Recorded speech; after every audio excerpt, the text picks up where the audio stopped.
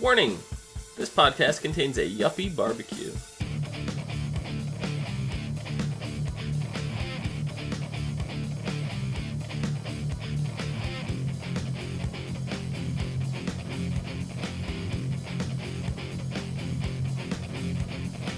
What's up, everyone, and welcome to the As Seen on TV podcast for Time After Time. Season 1, Episode 4, Secret Stolen. I'm your host, Dom. With me, we have Nikki and Kim. Hi. How's it going? Things are starting to get interesting. I mean, they've already been interesting for a while, but now we're using time travel itself. And for a show about time travel, it's just really satisfying when we actually start using time travel. So, just makes Nikki's head explode. It almost seemed like an unhappy sigh. Nikki's very how can I put it, on the fence about time travel. I think I'm just on the fence about this show, really. Yeah? Yeah. Why is that? I don't know. I mean, we're already 4 episodes in. It's a really short series to begin with, this season anyways, and it hasn't really been escalated, even in the smallest sense to me. I don't know. I feel like a lot happened this episode that is really paving the way for something big. Maybe. I mean, the whole, like, what's her name? Brooke. Yeah. The whole Brooke and John thing is starting to get really interesting. We have Brooke and how she wants to, like, befriend John, saying, oh, there's only one Jack the Ripper, and she's trying to, like, appease to, you know, him. And she's half, like, into it, half, like, sexual. It's like she has this weird sexual, like, thing with Jack the Ripper. Yeah. She's fangirling. The same way that Jane is fangirling about Wells. Pretty much.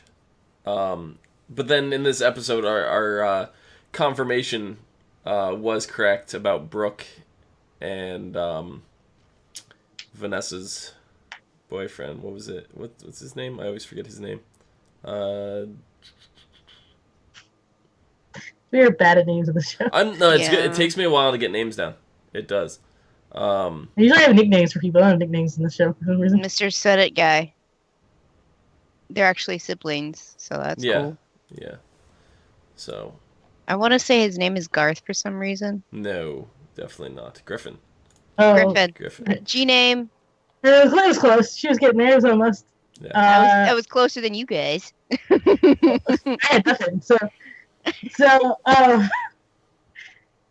this whole, I think obviously we know they're related and they want the time machine. And then it's like, why? I think they're attached to this whole utopia thing. Mm-hmm. Yeah, which, for the record, we don't really know anything about Utopia whatsoever in any way, shape, or form. We just know... We'll talk about Utopia in a little bit. But it seems like it may be something that Brooke is working on, like, on a genetic kind of level. I want to say that it's like a military serum.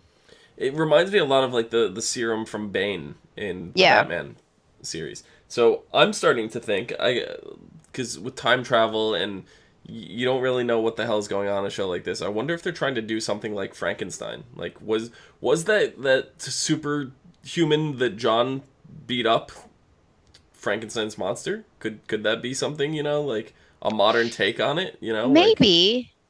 I'd say it'd be interesting. It would be interesting, yeah. See, that I find more interesting than the actual time travel bit, but I mean, it would be involved, connected, definitely. But I mean, everybody looks at Frankenstein and says, oh, he's stitched together from other human parts, but really it could be just somebody just pumped a bunch of freaking hormones, chemicals into and made them a monster. Yeah, because it's a story, so the story could be based off some kind of truth, and who knows. But that's kind of the feeling that I got. And then with time travel, and even though Frankenstein was 50 years or so before H.G. Wells was born, it's still not, it's a time travel show. Mm-hmm. So, but yeah, that was John's first attempt at escape, and his second attempt, he made it out after Vanessa was like, hey, look, you help me do these and studies and all this kind of stuff, and I'll get you access to the time machine. I know where it is, and she started spilling her. You mean Brooke? Or Brooke, yeah, started spilling her. What did I say? You said Vanessa. Vanessa, yeah, sorry. Yeah, Brooke started spilling her guts about that it was at Vanessa's. That's probably where I crossed the names. And then she goes and tells John that he had a son, and that his name was Henry Ayers. He was born in 1891, and he died in 1918, which makes him about 27 years old. Mm-hmm. And then John breaks into Vanessa's, gets in the time machine, and goes to March 30th, 1918 from Paris. So seems like he's going to kill his son. Or stop the killing. I think it's stop. Maybe. Because if he wanted to not, maybe go back to when you conceived your son, maybe that's one way to stop it instead of going to kill your son. I mean, wouldn't it be easier to just not go stick your dick in something? Wow. Well, hey. What's the point of sugarcoating it? Yeah, but we don't know the ramifications of meeting yourself in time travel. We haven't come into any of that yet. That's true. That's something that has not been addressed on the show, how to handle that whatsoever. So if he goes to a point, whatever, and yeah, maybe he's going to stop his son from being murdered. Maybe he's going to train his son to continue on his legacy. Sure. Make his son disappear like he did. Or maybe he's finding out that he died and thinks, that's the way it's got to go, and that he's meant to kill him at that time. So it can go a number of ways, and all of them are extremely plausible. Yeah. This is true. So, but then we start off with, and I kind of love the very beginning when Brooke was saying something to John about what the preservatives that we put in food these days would do to his body, send him into shock. And it's just like, after last week with the burrito and everything, yeah. I was like, oh, that's funny. But yeah. And then we see Wells getting acclimated, Googling the key killer, or probably not using Google, because they don't ever do that in TV shows. They use Bing, the worst of all the search engines. And as he's Googling information for the key killer, he starts getting pop-up advertisements for what women want, and then clicks it and gets a whole array of porn pop-ups. Porn. Yeah.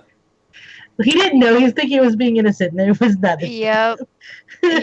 I'm trying to master the internet and failing. So yeah. And then he had that conversation about sex with afterwards. Yeah, about seeing her as not a harlot, and all this stuff. But Wells does at least one thing he knows how to do is close the laptop so his girlfriend can't see him looking at porn. Like that, he's mastered that. I always found that hilarious. It's like, I don't care if you're looking at porn. In fact, let me see. Well, what are you watching? So I'm curious. What are you into? Mm-hmm. Yeah. So good job. We made it awkward. How do I transition out of this one? Huh. So they sneak a few smooches because Wells got all turned on, hot and bothered from all the pop-ups that were coming up. And they're interrupted when security comes in with information about Chad, the stalker that tried to kill them last week. Did they ever actually say whether or not he died? Because I didn't get confirmation. I'm under the impression he's still alive, but I thought they just detained him. Yeah, I don't know. They shot him. So They shot him for sure. I don't know if it was fatal injuries, or and up to this point, I'm still unclear. I don't know if I missed something. That's what I'm asking. I don't know, but when he shot him, he like laid flat. I mean, there was no like agony or nothing. There was so. I would think if it was not a mortal wound, he would have been wiggling around a little. Maybe. Yeah, maybe. Yeah. Anyway, they find out some information about him. They go to check out his residence, his apartment, and they find information that he was not only after HG, he was also after John, or Jack the Ripper. They found in his apartment a satchel engraved RH with papers inside for Glen Cove, Long Island on September 15th, 1980 at 1:42 p.m. Very, very specific. Mm-hmm. So, of course, Jane and HG get idea to travel to the 1980s and go in there. And we end up at this garden party, or as Jane puts it, the yuppie barbecue, which we find out is thrown by Vanessa's parents, and 3-year-old little Vanessa's there. She's so cute. Just saying. She was adorable. Yes, she was. And then we have, like, Jane's whole reasoning for going is that she was a historian, right? Like that's why she should go. And then she proceeds to tell HG that, Reagan was president, greed was good, fashion was awful, it was a time of spandex, dynasty, I want my MTV. It's a party, just say things like Madonna and Wall Street and you'll fit right in. Alright, Jane, Miss Historian. In 1980, Reagan had not been elected yet. Dynasty had not premiered. Wall Street was not a thing until 1987. Madonna did not have her career breakthrough until 1982. And MTV didn't debut until August 1st, 1981. So when you are traveling to September 15th of 1980, none of these things that you just said have happened. You have given the worst advice I've ever seen for a quote-unquote historian. She just went for like the 80s in general and didn't even like think. Also, she was Angelina and he was Brad. Angelina Jolie, Brad Pitt. Mm-hmm. I didn't even catch that. Yep. Yeah. Nice. So, I don't know, Jane. You gotta get your shit together, especially if you're gonna use the fact that you're a historian. And then you see HG. Oh yeah, we just bought a house on Wall Street. It's just like, really? Yeah, but that lady was so like drunk and not to know what the hell she was. She didn't know. Well, to be fair, Wall Street wasn't established yet. So 1987. So they didn't. That Wall Street isn't a thing. Not the way we know it. Maybe she's just thinking, there's a street nearby named Wall Street. Like that's what I would think if somebody said that. I think that lady was more interested in the HG's butt. Yeah, and her drink. She just and her drink. Her amaretto sour. Yes. Is that what it was? Yes. Yep. But they find her, the village gossiper, town gossiper, whatever you want to call her, Bethany, which they actually get a lot of information. And I loved HG's line where he was just like, "My God, imagine the possibilities if you used your memories for something significant." And she didn't even bat an eye. She didn't even like say anything to it. She looked for a second, and then she just went right on, and I was just like, wow. That is the most condescending thing I've ever heard somebody say to another person, and I loved every second of it. It was like almost immediately after he made that statement, she went on about somebody's perm and then went and talked, like, she's like, "Oh, what an ugly perm," and then she went to talk to them. So it's like, she is one of those people. Mean Girls, 1980. Pretty much. Brian says in chat, don't you think Wells would have created some kind of cloaking device to keep the machine from being discovered?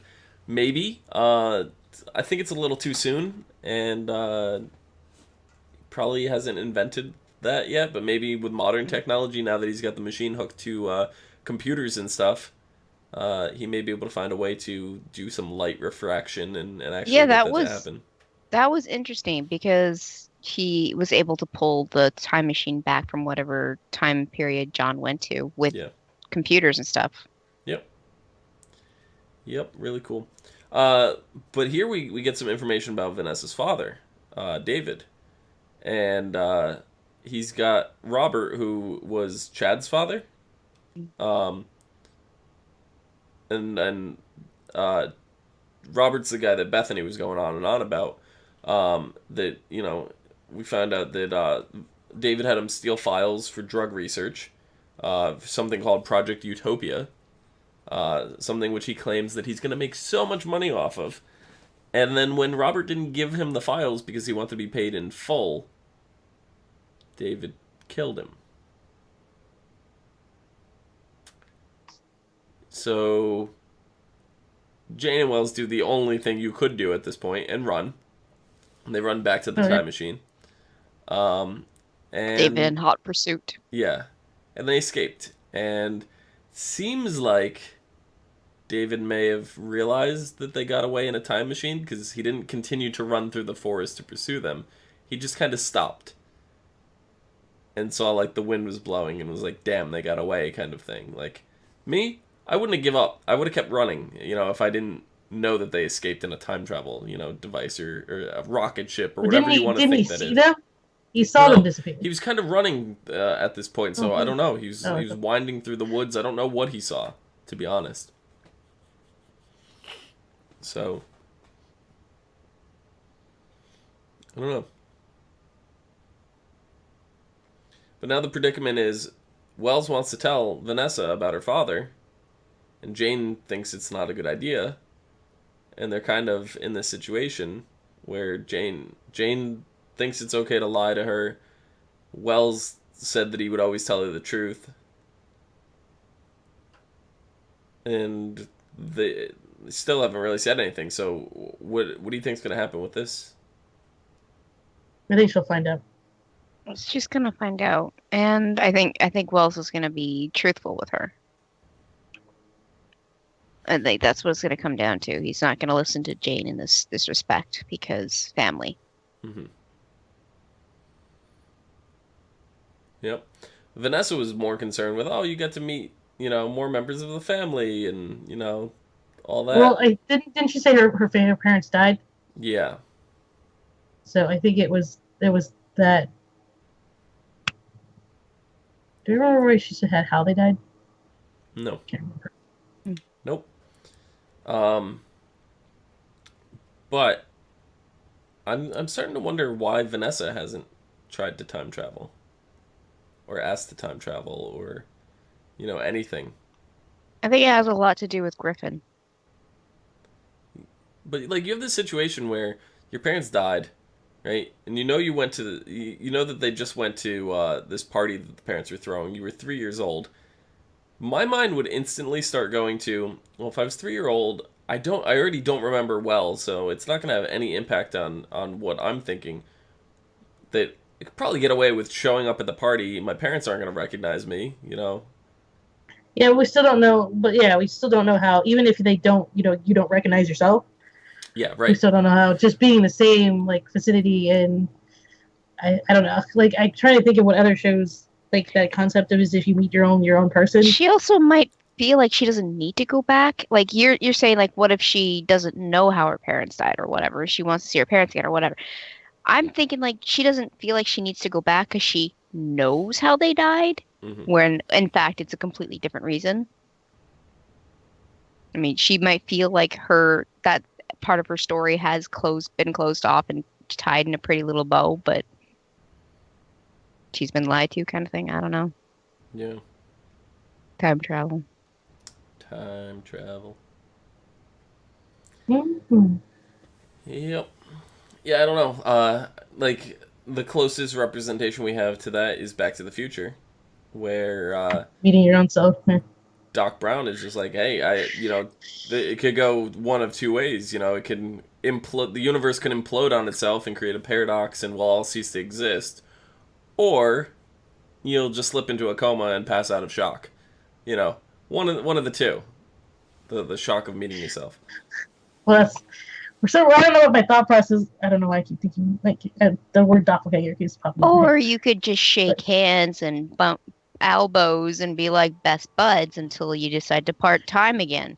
Yeah, I mean, other versions of time travel we've seen on other shows, you can interact with yourself just fine. So Hmm. it's more or less what the rules of time travel are going to be set in this show, how that's going to be established. That's something we have not come across yet. Um, so until we do, we can only speculate. But Hmm. so what do you guys think Project Utopia is? Do you think it's maybe a Dr. Frankenstein kind of thing, or what would? It was definitely pharmaceuticals of some sort because that's what they Yeah, were talking about. pharmaceutical. I Mm-hmm. want to say something to do with like a cure of some. I'm putting lots of quotation marks because that's the way time works. You never really friggin' know. So yeah, I think it's some sort of cure or like serum, like we were talking about with like a Bane-like thing. It's obviously, I mean, I feel like um, Wells's family had the company, Mm-hmm. and then Brooke and Griffin's family somehow took over. Yeah. Like their parents were partners, and then bang bang shoot 'em ups, and then Wells' family got kicked out of the business. Yep. Yeah, because it definitely seems like Griffin knows what's going on with Utopia. I'm Hmm. almost positive you referenced it at some point this episode. And with Brooke being his sister, she's probably doing some work on it. That's probably what we saw with the guy in that room. Hmm. And now that we have confirmation from time travel that Vanessa's father was involved in the project, that really starts bringing into to question where Vanessa's parents' allegiances lie in terms of where Brooke and Griffin are right now. Hmm. So, which side is the good guys? Which side is the bad guys? That's the thing. Like we're looking at this from H.G. Wells and Jane's perspective and Vanessa's perspective as they're the good guys. What if the big twist is that everything that Wells is doing is actually leading down a path of destruction, and he's not realizing it, and Brooke and Griffin and all that are seeing him as the bad guy for doing it all, and Mm-hmm. they're trying to correct it. Well, I'm gonna take the side on this. You decided to make a time travel machine. It's your fault to fucking begin with. Yeah, It's all his fault. yeah. So, end of the story is H.G. Wells is the bad guy. He was only using it for research. He had to write his book. The book's not going to write itself. You're writing Innocent fiction. intentions. You're writing fiction. Just make shit up. Nobody can actually can Much, prove it. much in the way of Jules Verne in fiction, a lot of people believe that H.G. Wells was based on fact. So there's that Hmm. whole crazy theory out there that time travel was real and H.G. Wells really time traveled, and there's all those crazy conspiracy theories out there. So this show just loves to play into that. So Eh. I don't know, but I'm really excited to see what's gonna go on with Jack the Ripper's son. I am too. Is that what's in the synopsis for next week? I don't Yep. know. I haven't read it yet, but we know that Okay. that's where he went. Yeah, I I watched know. the preview. So you watch the preview. Yeah, on YouTube. Well, I'm gonna read the synopsis, and you tell me what the synopsis left out. Uh, the episode is called "Picture Fades," which is another quote from the Cyndi Lauper song "Time After Time," which just I just realized that every single episode up to so far episode 6 or 7 is a line from the Cyndi Lauper song. I realized the first, not pilot, but the second episode, um, "If You Fall, I Will Catch You." I realized that was a line from the song, but a lot of these are so vague that "Secret Stolen" and "Out of Time" and stuff like that. Didn't realize that those were lines, but they all are. So this one is called "Picture Fades," another line from that song. After learning John has taken the time machine to Paris, France in 1918, H.G. Wells is determined to stop him before he can alter the fabric of time. So, does not really tell us much. But Kim, what did you see in the video? So I saw that HD does goes after him after where he goes. It looked like I want to say almost like Germany. You see that Vanessa comes across Utopia. Okay.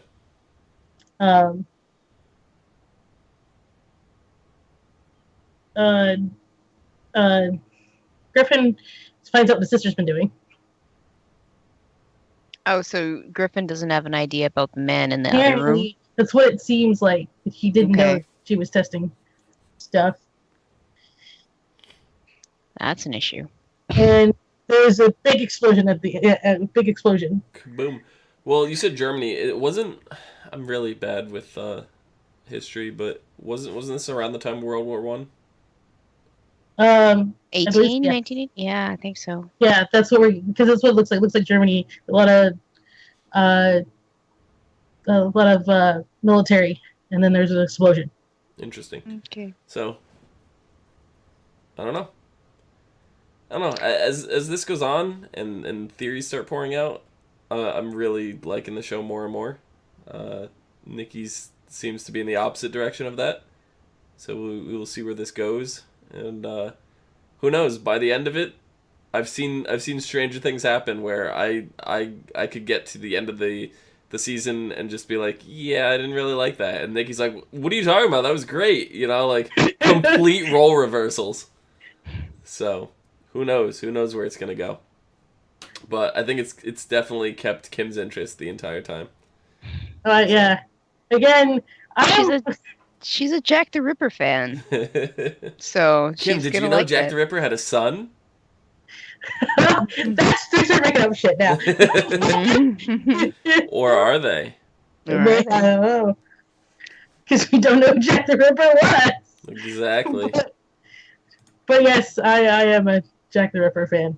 As horrible as it sounds. And I'm a time travel fan, so... And Nikki hates Jack the Ripper and time travel. I didn't say I hate Jack. I'm kidding. I do hate time travel, though. She's like, I didn't say I didn't. I just like the serial killer. Nikki's opposed to serial killers. She does not believe in what they do.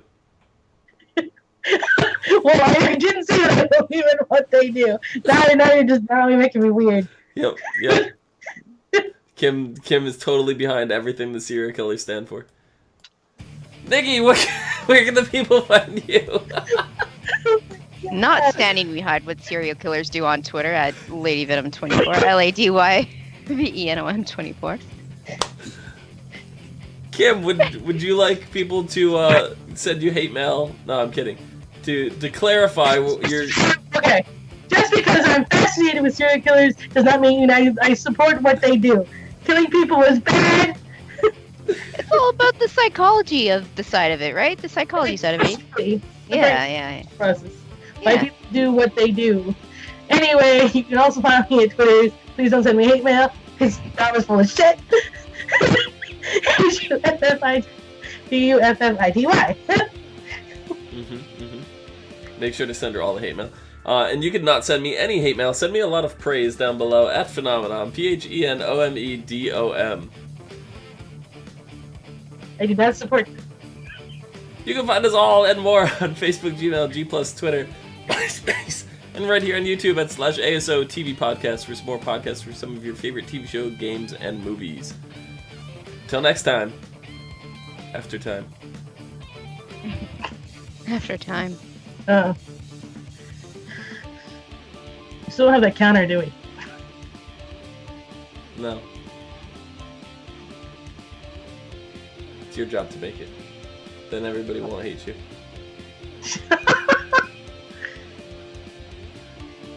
For supporting serial killers. I'm not.